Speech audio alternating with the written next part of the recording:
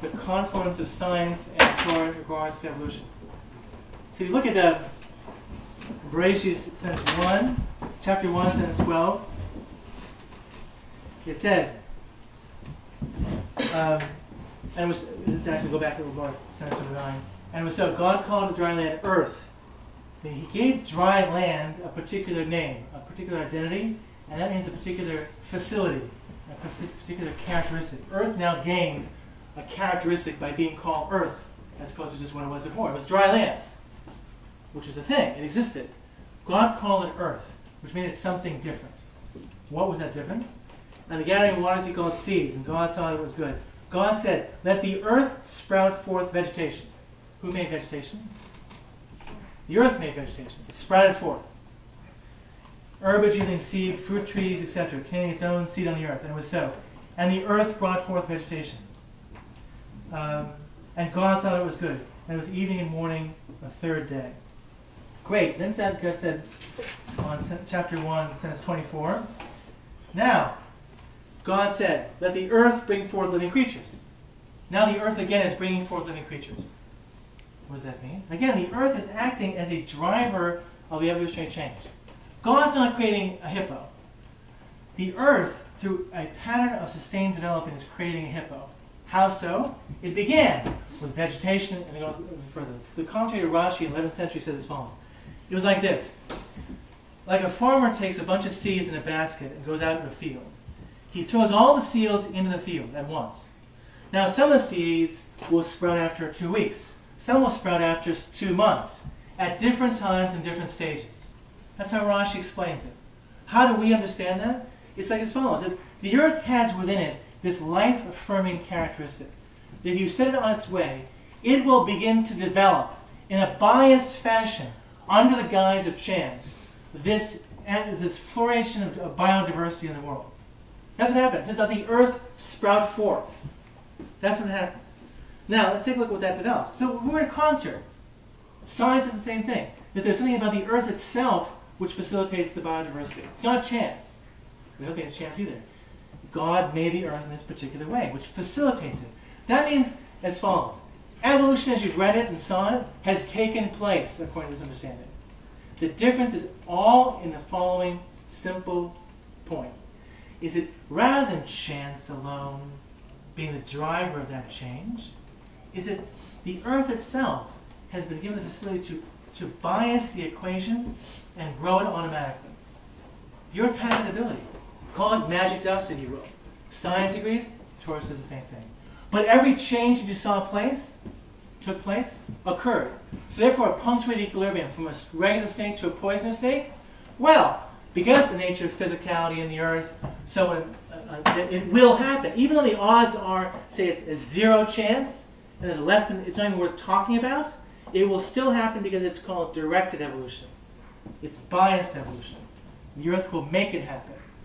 That's why the guys at Las Vegas are going to, it's shaved die. It's going to come up in a way in which you always win. That's how it works. The earth will produce a poisonous snake from a regular snake.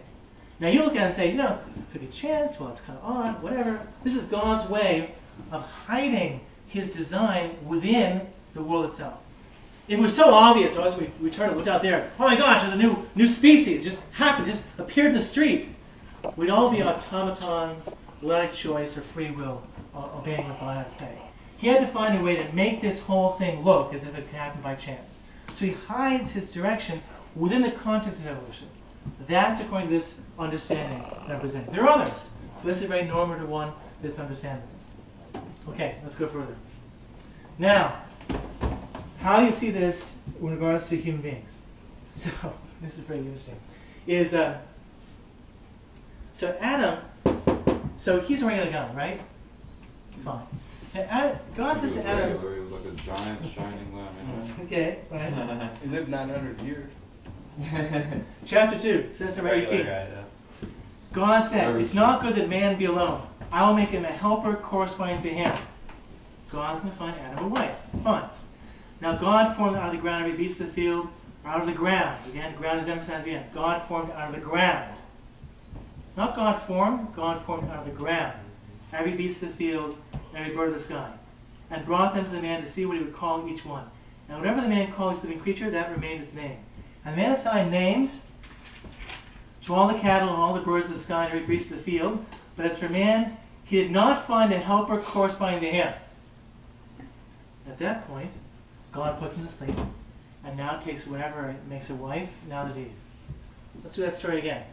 God says, man should not be alone, I get a helper for him. What does God do right away? Does he get a helper for him? No. He sends him on a zoological expedition, naming animals. That's strange. All of a sudden, Adam articulates, I couldn't find any helper for me. That's curious. Okay. So I said, what's your name? Mine? Mine? Yeah. Dimitri. Dimitri. So that's what you Dimitri. What is it? That way. Oh, Alicia. So I said to Dimitri, go to the Bronx Zoo and start naming animals. Dimitri, you're there at the Bronx Zoo, and you call me up on the cell phone and say, Rabbi, I can't find, amongst the animals I'm naming, a date. So I said, Dimitri, what are you, crazy? Why would I think that you'd find a date amongst the Bronx Zoo animals in the cages? That's what he's saying. Now, in the Torah, nothing happens, nothing is said without a reason. That's the assumption. Let's go through it again. Why would the Torah then have to tell me that Adam looked at the animals and couldn't find a helper? The only way that would make sense is if there were a class of animals that looked oh so like him. Gosh, she's really pretty. But on further examination and involvement and talking to her, ain't no soul. Not a human being. It's a hominid. That's one reference to it. So there are these things out there. Second, Cain and Abel. Adam and Eve have Cain and Abel. Cain waxed Abel, right? How many people left? 1, 2, 3. Oh, yeah. Adam, Eve, and Cain. Cain then goes and what? He faces God and he says, whoever finds me will kill me. Who's he talking about? His parents. He would say, whoever finds me will kill me, about his parents. He would say, my father and mother are going to kill me. He wouldn't say, whoever. Whoever means there's this large class of people or something out there that indicates they're going to kill him. Now, if he hadn't killed Abel, wouldn't they also kill him? Why is he afraid they'll kill him now?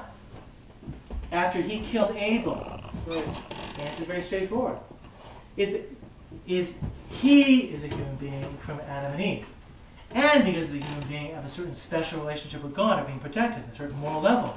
If he forfeits that moral behavior by killing his brother, he defaults to the moral level of a hominid, and therefore it's like, oh my gosh, I'm outside of God's protective protection, and I'm now at risk, just like everyone else around there, in nature, laws of nature. Whoever finds me will kill me, because I'm just like everybody else. Again, it makes sense if there's a hominid class of individuals out there. Second reference.